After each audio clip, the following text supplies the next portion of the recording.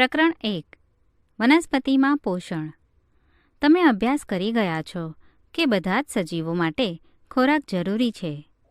તમે એ પણ ભણ્યા છો કે કાર્બોદિત, પ્રોટીન, ચરબી, વિટામિન અને ખનિજ તત્વો વગેરે ખોરાકના ઘટકો છે. આ ખોરાકના ઘટકો આપણા શરીર માટે જરૂરી છે, જેને પોષક તત્વો એટલે કે ન્યુટ્રિયન્ટ્સ કહે છે. બધા જ સજીવો માટે ખોરાક જરૂરી છે. વનસ્પતિ પોતાનો ખોરાક જાતે બનાવી શકે છે, પરંતુ પ્રાણીઓ અને મનુષ્ય આમ કરી શકતા નથી. તેઓ વનસ્પતિ કે પ્રાણીઓનો ખોરાક તરીકે ઉપયોગ કરે છે. આમ મનુષ્ય અને પ્રાણીઓ પ્રત્યક્ષ કે પરોક્ષ રીતે વનસ્પતિ પર આધારિત છે. 1. વનસ્પતિમાં પોષણના પ્રકારો. Mode of nutrition in plants. વનસ્પતિ એકમાત્ર સજીવ છે જે પાણી, કાર્બન ડાયોક્સાઇડ અને ખનિજ તત્વોનો ઉપયોગ કરી પોતાનો ખોરાક બનાવે છે. આ ખોરાક બનાવવા માટેની જરૂરી કાચી સામગ્રી એટલે કે રો મટીરિયલ્સ તેમની આસપાસ હોય છે. આ પોષક તત્વો એ સજીવોને તેમના શરીરના બંધારણ, વૃદ્ધિ, નુકસાન પામેલા ભાગોની સુધારણા તથા શક્તિની પ્રાપ્તિ માટે અને જૈવ ક્રિયાઓ માટે જરૂરી છે. સજીવો દ્વારા ખોરાક ગ્રહણ કરવાની અને શરીર દ્વારા તેને ઉપયોગમાં લેવાની પ્રક્રિયાને પોષણ કહે છે. સજીવો સરળ પદાર્થોમાંથી પોતાનો ખોરાક જાતે બનાવે છે. તેને સ્વાવલંબી પોષણ કહેવામાં આવે છે. ઓટો એટલે કે પોતે અને ટ્રોફ એટલે કે પોષણ. તેથી વનસ્પતિઓ સ્વાવલંબી ઓટોટ્રોફ્સ કહેવાય છે. પ્રાણીઓ અને બીજા ઘણા સજીવો પોતાનો ખોરાક વનસ્પતિ પાસેથી મેળવે છે. તેઓને પરાવલંબી એટલે કે હેટેરોટ્રોફ્સ, હેટેરો એટલે કે પર કહેવાય છે. 2. પ્રકાશ સંશ્લેષણ. વનસ્પતિમાં ખોરાક બનાવવાની પ્રક્રિયા. Photosynthesis, food making process in plants. પર્ણો એ વનસ્પતિમાં ખોરાક બનાવવા માટેના કારખાના છે. વનસ્પતિમાં ખોરાક બનાવવાની ક્રિયા પર્ણમાં જોવા મળે છે. તેથી બધા જ કાચા પદાર્થોને ત્યાં પહોંચવું જ રહ્યું. જમીનમાં રહેલ પાણી અને ખનિજ તત્વોનું મૂળ દ્વારા શોષણ થાય છે અને તેનું પરિવહન પર્ણ સુધી થાય છે. તમે જોયું છે કે બહુમાળી મકાન એ ઈંટોના બનેલ હોય છે. તેવી જ રીતે સજીવ શરીર એ ખૂબ જ નાના એકમોનું બનેલું હોય છે, જેને કોષ એટલે કે સેલ કહે છે. કોષો માત્ર સૂક્ષ્મદર્શક યંત્રમાં જ જોઈ શકાય છે.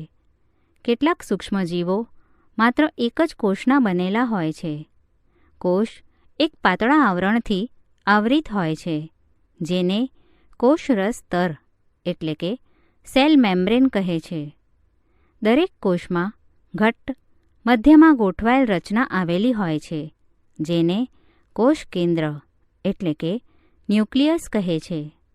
કોષ કેન્દ્રની આસપાસ જેલી જેવું દ્રવ્ય આવેલું હોય છે, જેને કોષરસ સાઇટોપ્લાઝમ કહે છે. વનસ્પતિ પર્ણમાં આવેલ નાના છિદ્રો દ્વારા વાતાવરણમાંનો કાર્બન ડાયોક્સાઇડ લે છે. આ છિદ્રો રક્ષક કોષો દ્વારા આવરિત હોય છે, જેમને પર્ણરંધ્ર એટલે કે સ્ટોમાટા કહેવાય છે. વાહિનીઓ નળીની જેમ મૂળ, પ્રકાંડ, તેની શાખાઓ અને પર્ણમાં આવેલી હોય છે કે જેના દ્વારા પાણી અને ખનિજ તત્વોનું વહન થાય છે. તેઓ એક સળંગ માર્ગ અથવા પથ બનાવે છે, જેથી પોષક તત્વો પર્ણ સુધી પહોંચે છે.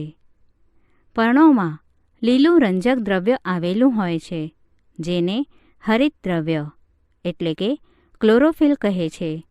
તે પર્ણને સૂર્ય ઊર્જાનું શોષણ કરવામાં મદદરૂપ થાય છે. આ ઊર્જા કાર્બન ડાયોક્સાઇડ અને પાણીમાંથી ખોરાક બનાવવામાં વપરાય છે. આમ સૂર્યપ્રકાશની હાજરીમાં ખોરાકનું સંશ્લેષણ થતું હોવાથી તેને પ્રકાશ સંશ્લેષણ કહેવાય છે. ફોટો એટલે કે પ્રકાશ, સિન્થેસિસ એટલે કે સંશ્લેષણ. તેથી આપણે કહી શકીએ કે હરિતદ્રવ્ય, સૂર્યપ્રકાશ, કાર્બન ડાયોક્સાઇડ અને પાણી એ પ્રકાશ સંશ્લેષણની પ્રક્રિયા માટે અગત્યના છે. આ પૃથ્વી પરની વિશિષ્ટ ઘટના છે. સૂર્ય ઊર્જા એ પર્ણ દ્વારા શોષિત થાય છે અને વનસ્પતિમાં ખોરાક સ્વરૂપે સંગ્રહ પામે છે. આથી સૂર્ય એ બધા સજીવો માટે ઊર્જાનો અદ્વિતીય સ્ત્રોત છે. શું તમે પ્રકાશ સંશ્લેષણ વિના પૃથ્વી પર જીવનની કલ્પના કરી શકો? પ્રકાશ સંશ્લેષણ વિના કોઈ પણ ખોરાક બની શકે નહીં. લગભગ બધા જ સજીવોનું અસ્તિત્વ એ પરોક્ષ કે પ્રત્યક્ષ રીતે વનસ્પતિ દ્વારા બનાવાયેલ ખોરાક પર જ આધારિત છે. બીજી બાજુએ ઓક્સિજન કે જે બધા જ સજીવોના અસ્તિત્વ માટે જરૂરી છે તે પ્રકાશ સંશ્લેષણ દ્વારા ઉત્પન્ન થાય છે. પ્રકાશ સંશ્લેષણની ગેરહાજરીમાં પૃથ્વી પર જીવન અશક્ય છે. પ્રકાશ સંશ્લેષણની ક્રિયા પર્ણ સિવાય વનસ્પતિના બીજા લીલા ભાગોમાં પણ થાય છે, જેમ કે લીલું પ્રકાંડ અને તેની શાખાઓ. રણમાં ઉગતી વનસ્પતિઓ પર ભીંગડા જેવું આવરણ અથવા કાંટા જેવા પર્ણ જોવા મળે છે, જે બાષ્પોત્સર્જન દ્વારા થતા પાણીના વ્યયને અટકાવે છે. આ વનસ્પતિઓ પાસે લીલું પ્રકાંડ હોય છે, જે પ્રકાશ સંશ્લેષણની ક્રિયા કરે છે. પ્રકાશ સંશ્લેષણ દરમિયાન પર્ણના હરિતદ્રવ્ય ધરાવતા કોષો સૂર્યપ્રકાશની હાજરીમાં કાર્બન ડાયોક્સાઇડ અને પાણીનો ઉપયોગ કરી કાર્બોદિતનું સંશ્લેષણ કરે છે. આ પ્રક્રિયા સમીકરણ દ્વારા નીચે મુજબ દર્શાવી શકાય છે. કાર્બન ડાયોક્સાઇડ પ્લસ પાણી ઇન ધ પ્રેઝન્સ ઓફ સૂર્યપ્રકાશ અને હરિતદ્રવ્ય gives કાર્બોદિત પદાર્થ પ્લસ ઓક્સિજન. પ્રક્રિયા દરમિયાન ઓક્સિજન મુક્ત થાય છે. સામાન્ય રીતે કાર્બોદિત પદાર્થો સ્ટાર્ચમાં ફેરવાય છે. પર્ણમાં સ્ટાર્ચનું હોવું એ પ્રકાશ સંશ્લેષણની પ્રક્રિયા થવાનું સૂચન છે. સ્ટાર્ચ એ કાર્બોદિતનો પ્રકાર છે. પ્રવૃત્તિ: બે એક સરખા છોડ લો. એક છોડને અંધકારમાં અથવા કાળા ખોખામાં 72 કલાક માટે રાખો અને બીજા છોડને સૂર્યપ્રકાશમાં રાખો. જેમ ધોરણ 6માં પ્રવૃત્તિ કરેલ એવી જ રીતે બંને છોડનો આયોડિન દ્વારા પરીક્ષણ કરો. તમારું પરિણામ નોંધો. હવે જે છોડને અંધકારમાં રાખેલ હતો તેને 3-4 દિવસ માટે સૂર્યપ્રકાશમાં મૂકો અને ફરીથી તેના પર્ણોનું આયોડિન દ્વારા પરીક્ષણ કરો. તમારી નોટબુકમાં અવલોકનની નોંધ કરો. પર્ણમાં જે ભાગ લીલો નથી તે પણ હરિતદ્રવ્ય ધરાવે છે. લાલ, કથ્થાઈ અને બીજા રંજક દ્રવ્યો લીલા રંગને ઢાંકી દે છે. આ પર્ણોમાં પણ પ્રકાશ સંશ્લેષણ જોવા મળે છે. તમે અવારનવાર તળાવ કે સ્થિર પાણીમાં ચીકણા અને લીલા ધબ્બાને જોતા હશો. સામાન્ય રીતે વૃદ્ધિ પામતા આ સજીવને લીલ એટલે કે અલ્ગે કહે છે. શું તમે અનુમાન બાંધી શકો છો કે શા માટે લીલ લીલા રંગની જોવા મળે છે? તેઓ હરિતદ્રવ્ય ધરાવે છે જે તેમને લીલો રંગ આપે છે. લીલ પણ પ્રકાશ સંશ્લેષણની ક્રિયા દ્વારા પોતાનો ખોરાક બનાવે છે. કાર્બોદિત પદાર્થો સિવાય વનસ્પતિ ખોરાકનું સંશ્લેષણ. Synthesis of plant food other than carbohydrates. તમે શીખ્યા કે વનસ્પતિ પ્રકાશ સંશ્લેષણની ક્રિયા દ્વારા કાર્બોદિત પદાર્થોનું સંશ્લેષણ કરે છે.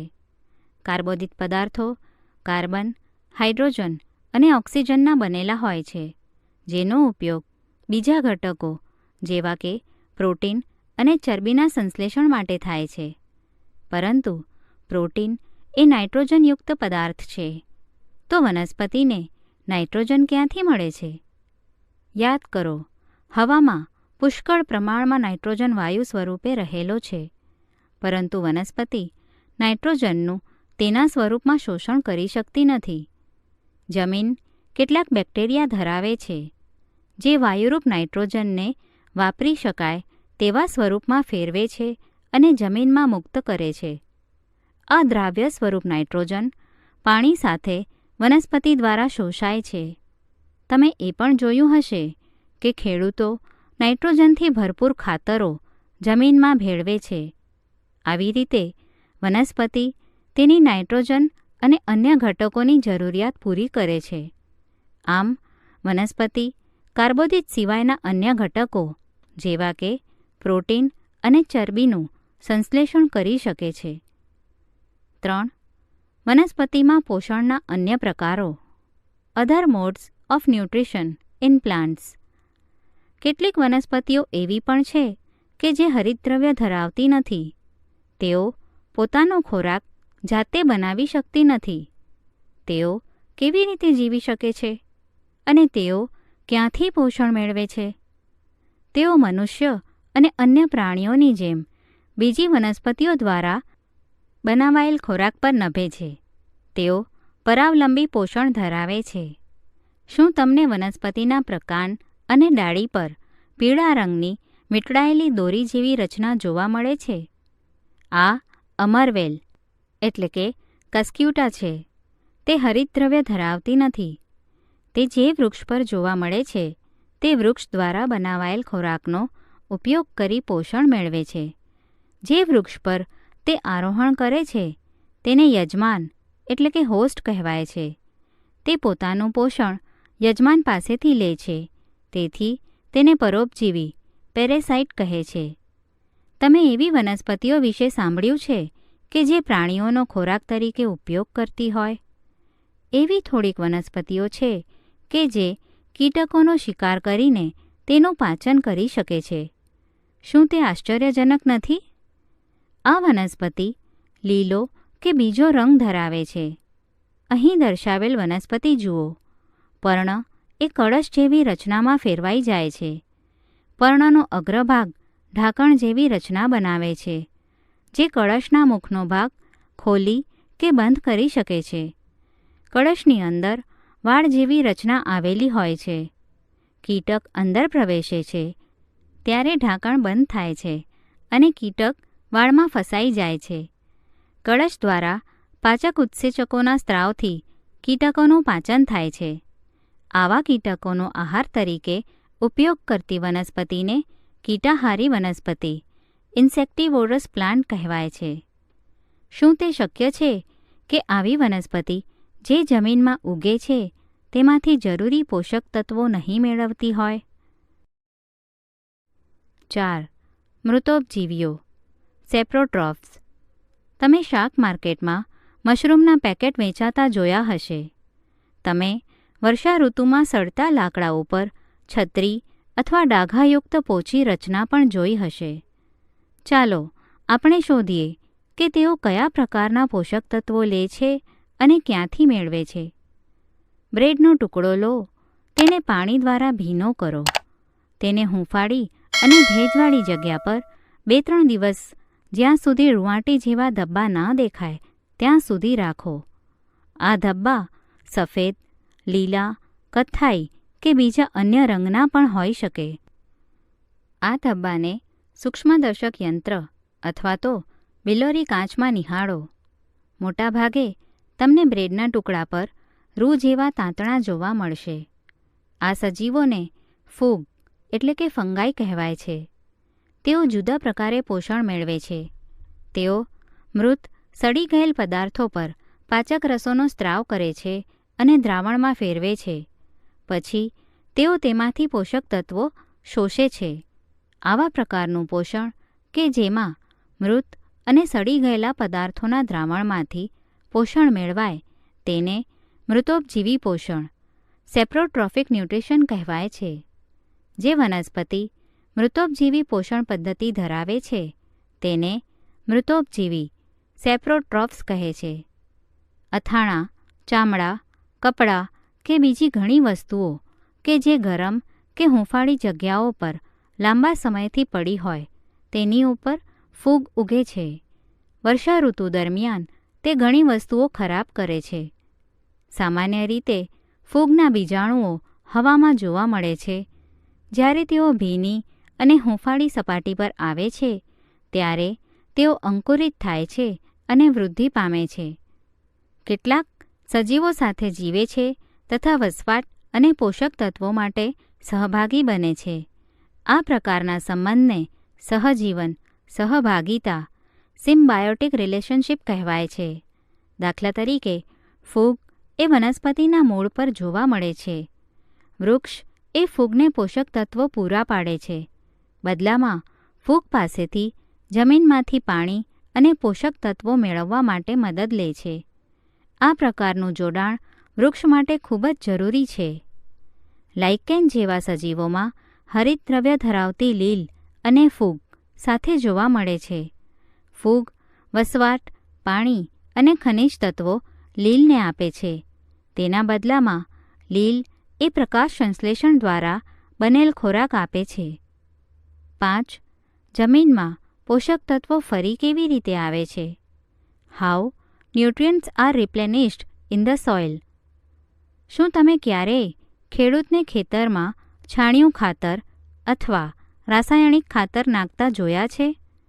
અથવા માળીને બગીચામાં ઘાસવાળી ભૂમિ એટલે કે લોન અથવા કુંડામાં તેનો ઉપયોગ કરતા જોયા છે? શું તમે જાણો છો કે તે જમીનમાં શા માટે ઉમેરવામાં આવે છે? તમે શીખી ગયા કે વનસ્પતિ જમીનમાંથી પાણી અને ખનિજ પોષક તત્વોનું શોષણ કરે છે. તેથી તેમની માત્રા જમીનમાં ઘટતી જાય છે. છાણિયા ખાતર કે રાસાયણિક ખાતરમાં નાઇટ્રોજન, પોટેશિયમ અને ફોસ્ફરસ જેવા તત્વો રહેલા હોય છે. જમીનને સમૃદ્ધ બનાવવા માટે આવા પોષક તત્વો સમયાંતરે જમીનમાં ઉમેરવા જોઈએ. જો આપણે વનસ્પતિની પોષક તત્વોની જરૂરિયાત પૂરી કરીએ તો આપણે તેમને ઉછેરી શકીએ અને તેમની તંદુરસ્તી જાળવી શકીએ. સામાન્યપણે પાકને નાઇટ્રોજનની પુષ્કળ પ્રમાણમાં જરૂરિયાત રહે છે. લણણી પછી જમીનમાં નાઇટ્રોજનની ઉણપ સર્જાય છે.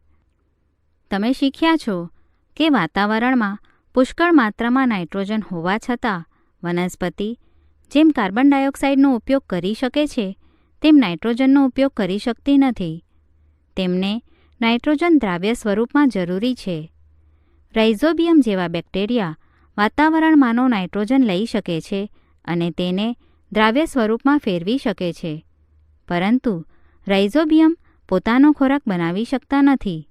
તેથી તે ચણા, વટાણા, મગ, વાલ તથા બીજા કઠોળના મૂળમાં વસવાટ કરે છે અને તેમને નાઇટ્રોજનનો પુરવઠો પૂરો પાડે છે. મોટાભાગની દાળ એ કઠોળ વર્ગની વનસ્પતિમાંથી મેળવવામાં આવે છે. બદલામાં વનસ્પતિ બેક્ટેરિયાને ખોરાક અને વસવાટ આપે છે. આમ અહીં સહસંબંધ જોવા મળે છે. આ પ્રકારનું જોડાણ એ ખેડૂતો માટે ખૂબ જ અગત્યનું છે. આમ જે જમીનમાં કઠોળ વર્ગની વનસ્પતિ ઉગાડવામાં આવે તેમાં નાઇટ્રોજન ખાતર ઉમેરવાની જરૂર રહેતી નથી. આ પ્રકરણમાં તમે અભ્યાસ કર્યો કે મોટાભાગની વનસ્પતિ સ્વયંપોષી છે. માત્ર અમુક જ વનસ્પતિ પરપોષી કે મૃતોપજીવી પોષણ પદ્ધતિ દર્શાવે છે. તેઓ પોતાનું પોષણ બીજા સજીવોમાંથી મેળવે છે.